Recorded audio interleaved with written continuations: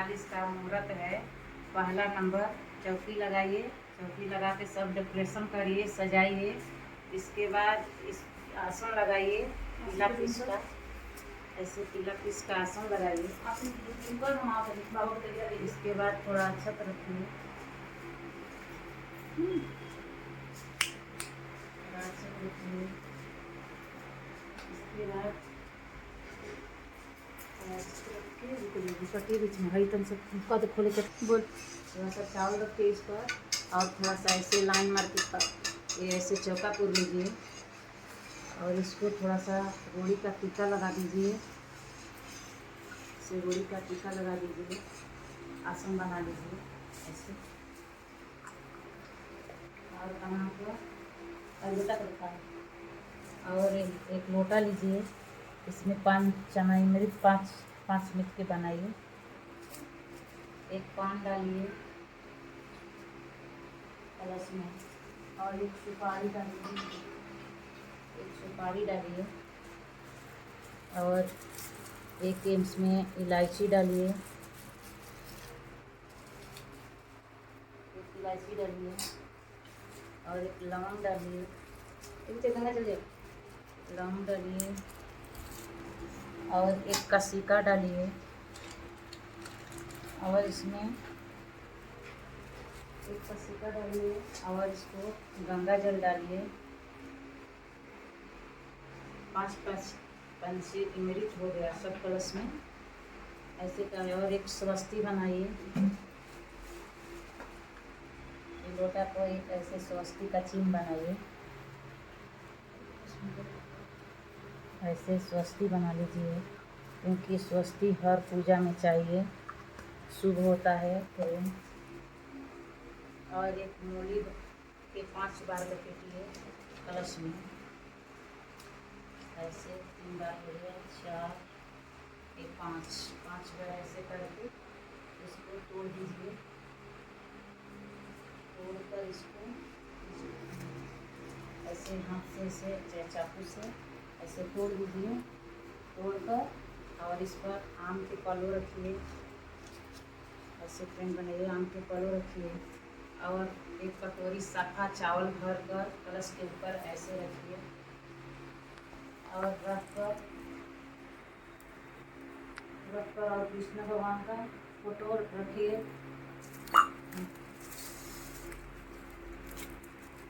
और सब हो गया। और कृष्ण जी का आसन पर ऐसे फोटो रखिए, फोटो रखकर एक चुन्नी ओढ़ाइए,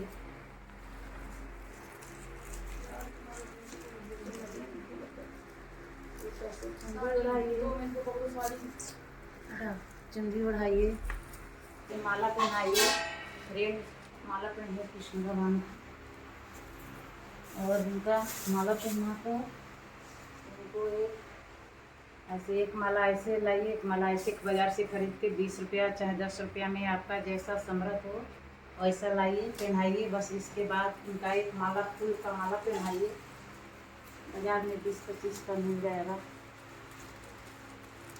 एक ऐसे इनको माला पहनाइए। चंदरिया कहाँ चला गया?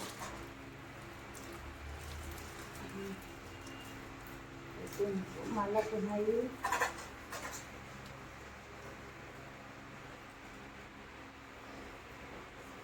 और कृष्ण भगवान के आगे कलश रखिए, ऐसे कलश रखिए, और इन पर फूल रख दीजिए, और लोटा की फूल ऐसे रख दीजिए, और दिया रखिए कृष्ण भगवान का, और दिया रखकर और जलाइए, पंखा बंद करो।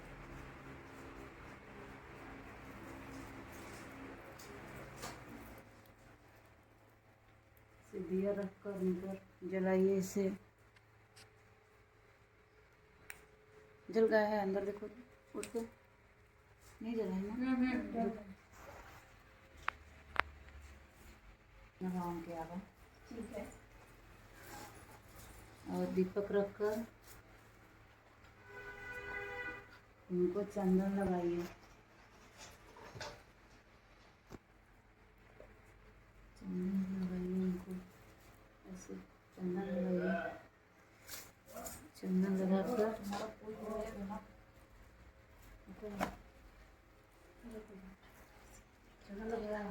कृष्ण होते कहीं भेजा कर कृष्ण भगवान के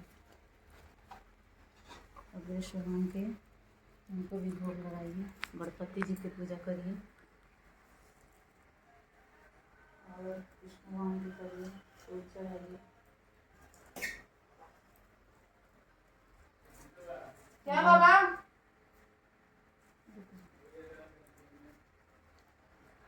और इनका एक धागा पहनाइए, ऐसे एक मोली का धागा, ऐसे माला पहनाइए, ऐसे कुंडे पहनाइए।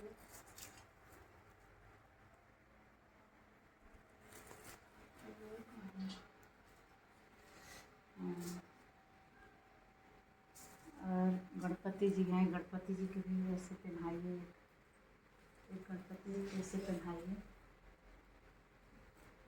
इनका पहले पूजा इनका होता है। इसको ना धो दीजिए आगे।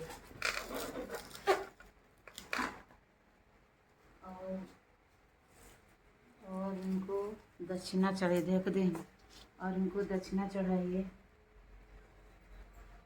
और दक्षिणा चढ़ाते रहो।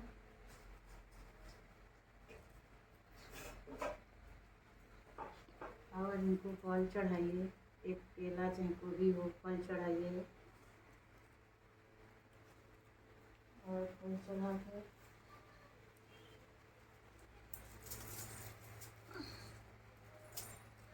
इसी फल चढ़ाइए। लोग ना बड़े से तुलसी का केला सबको भगवान के सब भोग लगाइए।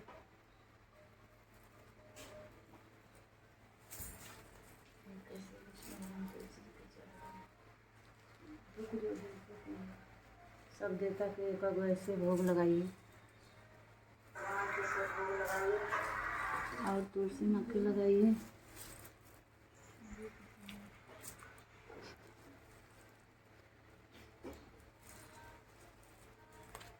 ऐसे सब भगवान का ऐसे भोग लगाइए। और फूल चढ़ाइए।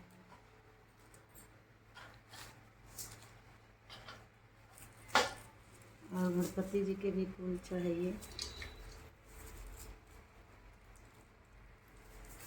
होगा कंस इस मेरे पुत्र को भी मारेगा। जसोदा ने कहा, हे प्रियो, हे कंतो, तुम मत रो, मेरी सारग निर्भीत वाणी को सुनो। यही मेरी कोई कन्या उत्पन्न होगी तो पुत्र के बदले उस कन्या को ग्रहण कर लेना।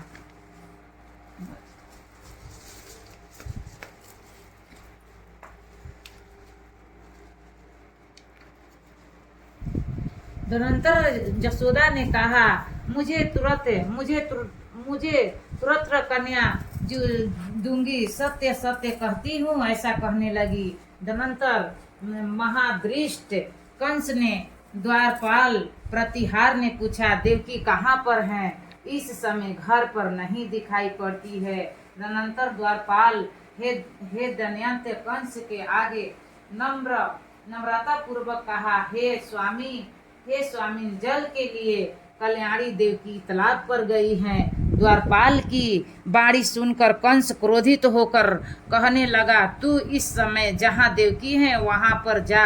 आज्ञा पाकर उस द्वारपाल ने देवकी को देखकर यह वाक्य कहा, हे बहिन, किस कारण से तुम यहाँ पर आई? इस प्रकार कंस के भृत्य नौकर के कहने पर देवकी ने कहा, मेरे घर में जल नहीं, अंत में जल के लिए यहाँ आई हूँ। इस प्रकार द्वारपाल से कहकर देवकी अपने घर पर आ गई। इधर कंस भी अपने घर पर आकर द्वारपाल से कहने लगा, अपने घर के भीतर रहती हुई इस बहिन की रक्षा करना है। और अपने आप कंस भी उस देवकी की रक्षा करता था।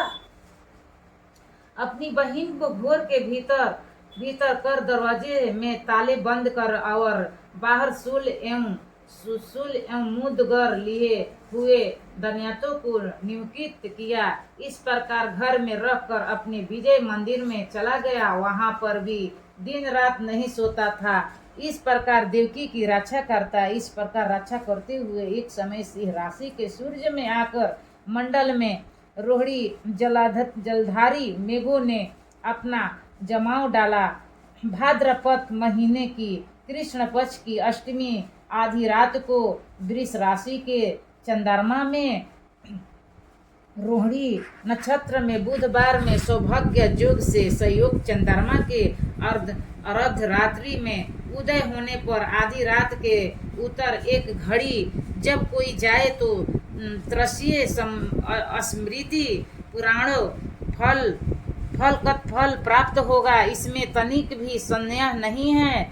इंद्र ऐसा विजय नामक शुभ मुहूर्त में कृष्ण का जन्म हुआ और कृष्ण के प्रताप से उसी क्षण दरवाजे खुल गए। इधर द्वार अस्थ अगधारी सब सदस्य मूर्छित हो गए हो और सोकर वसुदेव जी देवकी के आगे उठे। शुभ मुहूर्त में कृष्ण का जन्म हुआ अवश्य और कृष्ण से प्राप्त से उसी क्षण दरवाजे खुल गए। द्वार उसे स्थल अक्षधारी सब सदस्य मूर्छित हो गए और सोकर वसुदेव जी देवकी से आगे उठे। इस पुत्र को नंदन घोप के समड़ी घर में जोध्या दादी को देना है। यह देवनिष्ठ इसलिए अयोध्या जी ने कन्या को जन्म दिया। हे धनंतर देवकी के पति वसुदेव यत्न से पुत्र को लेकर जमुना वाले बहुत जल वाले मार्ग से जाते हुए इस पूर्ण जल वाली नदी को देखकर बड़े चिंतित हुए और मधुर वाणी से कहा कि मेरी मृत्यु यहाँ पर होगी और पुत्र का भी संदेह यहाँ पर उपस्थित हो गया। ऐसा मन से विचार बहुत तेज धरवा वाली जमुना नदी में प्रवेश किया। बहुत जल पूर्ण जमुना श्री कृष्ण जी के तरह कमल का स्पर्श करते क्षण मात्र में थोड़े जलवारी हो गई।